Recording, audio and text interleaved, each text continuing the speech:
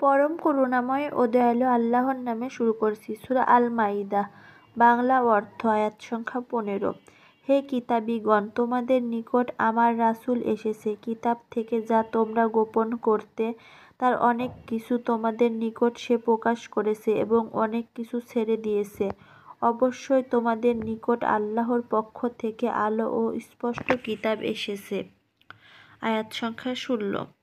এর মাধ্যমে আল্লাহ তোমাদেরকে শান্তির পথ দেখান, যারা তার সন্তুষ্টির অনুসরণ করে এবং তার অনুমতিতে তিনি তাদেরকে অন্ধকার থেকে আলোর দিকে বের করেন আর তাদেরকে সরল পথের দিকে হেদায়েত দেন।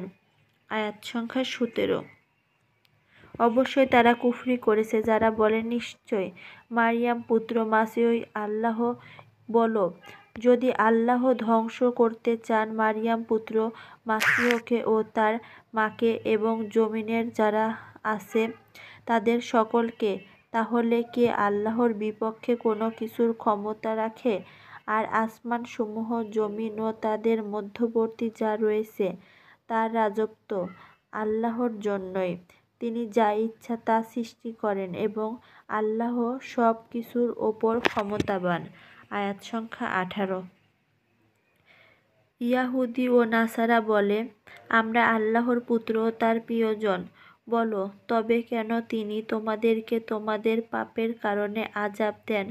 বরং তোমরা তাদের অন্তর্ভুক্ত মানুষ যাদেরকে তিনি সৃষ্টি করেছেন। তিনি যাকে ইচ্ছা তাকে ক্ষমা করেন এবং যাকে ইচ্ছা আযাব দেন। আর আসমান সমূহ ও জমিন এবং তাদের মধ্যবর্তী যা আছে তার সার্বভৌমত্ব আল্লাহর এবং তারই নিকট প্রত্যাবর্তন। আয়াত সংখ্যা 19।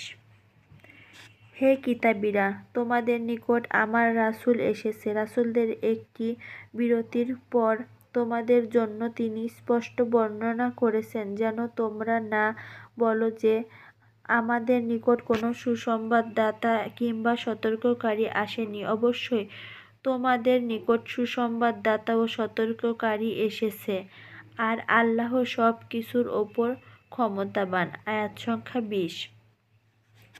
আর যখন মূসা তার কওমকে বলল, হে আমার কওম, স্মরণ করো তোমাদের ওপর আল্লাহর নিয়ামত, যখন তিনি তোমাদের মধ্যে নবী বানিয়েছেন এবং তোমাদেরকে রাজা বাদশাহ বানিয়েছেন আর তোমাদেরকে দান করেছেন এমন কিছু যা সকল সৃষ্টির মধ্যে কাউকে দান করেননি।